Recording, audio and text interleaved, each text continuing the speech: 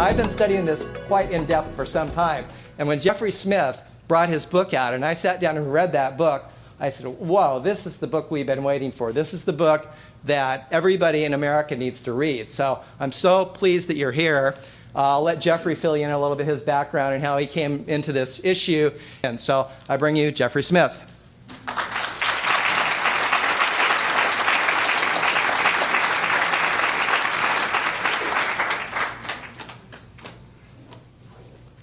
Hello, everyone.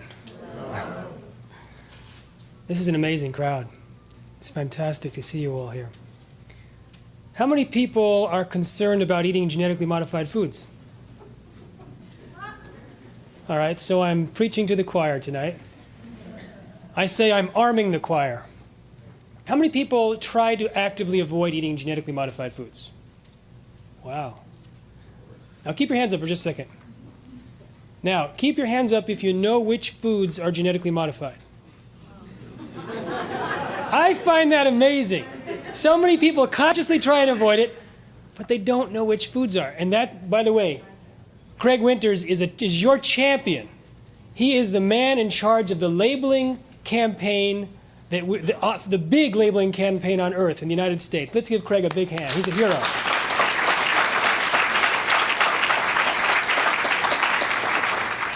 He is definitely a hero. And how many people were born and raised in Florida? I just wanted to find out. That many, huh? Both of you. So I'm going to talk about the dangers of genetically modified foods and the cover-up of those dangers. And people have all sorts of reactions to this information. Now, you can choose which emotion you want to respond to, but I would like to encourage you to take that emotion and convert it into energy units. Maybe that energy unit or the action unit takes the form of filling out your letter to the congressperson and passing on the rest to the other 5. Maybe that action unit takes the form of being more vigilant in actually avoiding genetically modified foods and studying the issue more closely. I invite you to sign up also for my electronic newsletter. By the way, Craig's is fantastic. It's every week. I read it every week. And mine is a little more semi-wheneverly. Whenever I get back from some trip, I'll put together a journal of what happened. But I invite you to sign up for that also. But whatever you do tonight, you can choose to make this night a turning point in your digestive life. You can choose for tonight to be a turning point in your choices. And so you can take that energy, whether it be fear or anger or sadness, and you can flip it. And you can flip it to the energy of empowerment, the energy of I'm in charge of what I am eating, and I choose not to be a victim.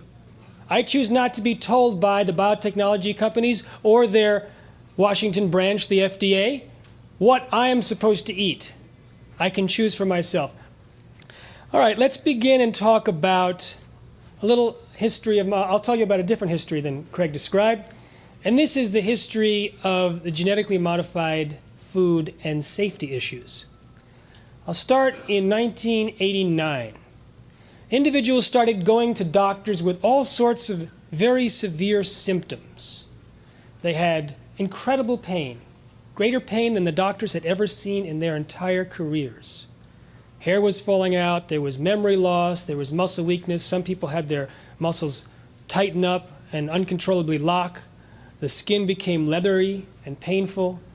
And the doctors were baffled. They had never seen this set of symptoms. Or maybe they thought it was something else like fibromyalgia because there was muscle pain involved. But they weren't sure. The doctors that did blood tests noticed an unusual signature of this disease. A white blood cell called the eosinophils, the count was huge. Some doctors had the initiative to look in the literature and said, who knew a lot about eosinophils? And a name kept coming up over and over again, Jerry Gleick. And Jerry Gleick was from the Mayo Clinic, and he was one of the national experts on eosinophils. So this one doctor who I interviewed from New Mexico, he called Phil Gleick, and Phil said, you know, you're not the first doctor that called me about this set of symptoms with elevated white blood cells. Call this other doctor in New Mexico and see if their patients have something that's similar in their histories. And sure enough, they had 3 different patients to deal with, and all 3 were taking the food supplement L-tryptophan. L-tryptophan, it's an essential amino acid. It's in turkey, it's in milk. In its pure form, it's necessary to take for our nutrition. But somehow, this was a common thread in their history. But Jerry Gleick and others were not too convinced yet that L-tryptophan, which had been sold over the counter safely for years, was the culprit. Until within 2 weeks, 3 more patients came to the Mayo Clinic, and Jerry saw for himself. One was rolled in, they had to breathe through with a respirator, and all 3 were taking L-tryptophan. He called the Center for Disease Control and said, "It's out there and it's deadly." What they found, once they put the news in the newspaper, once it was in the New York Times, all of a sudden these doctors started getting calls from all over the country. Hundreds, thousands of people in the United States had these symptoms, were taking L-tryptophan, but were not diagnosed. The doctors and the patients did not know there was a deadly epidemic throughout the United States. 5,000 to 10,000 people ultimately got this sickness. Some were permanently disabled. About 100 died. And it was all from taking this food supplement L-tryptophan. So what was it about the L-tryptophan? Well, some wanted to argue that it was L-tryptophan itself. But consider this, all the people that got sick were only consuming one of the 6 brands in the United States. They were all produced in Japan, but only the Showa brand was causing sickness, and it had some contaminants in it that the others didn't. So this concept that it was tryptophan itself, we'll throw that out. Then they found out that this company was genetically engineering the bacteria to produce the tryptophan more economically. And they had introduced a strain on December 24th, 1988. But 2 weeks later, they changed the filter method on their manufacturing process, reduced the amount of carbon, which could have allowed more contaminants to get through. This was the key for the biotechnology industry to jump on its excuse and say, aha, it wasn't genetic engineering, it was the change in the filter. And that's what got them off the hook. This sleight of hand saying, no, it wasn't. They didn't talk about how those contaminants could be in there. Originally just said there was a change in the filtration process. In my book, I bring out some research that was compiled from an 8-year investigation from a friend of mine.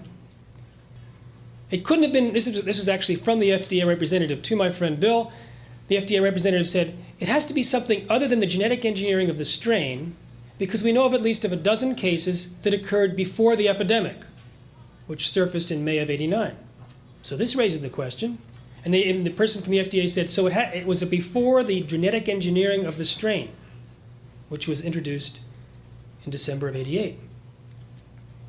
My friend found out from a confidential document from lawyers involved with the lawsuit, which was eventually settled for $2 billion, that this bacterial strain that was introduced on December 24th, 1988 was called strain 5. Strain 4, strain 3, and strain 2 since 1984 were genetically engineered. Moreover, it wasn't just a dozen individuals that got the disease before the outburst of the epidemic. It was hundreds. Hundreds got this disease between 1984 and the outbreak of this epidemic. So what does that do to the change in filter story? You can throw that out. Because for 4 years, people were getting sick before the filter was changed. But only from the genetically modified bacteria produced by Showa.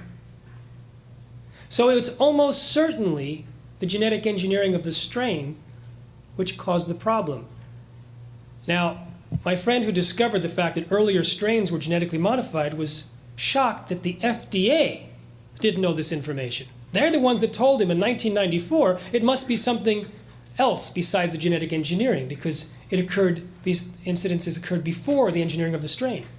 But he was looking at that same document, this confidential document that a lawyer entrusted with him that described all of the stages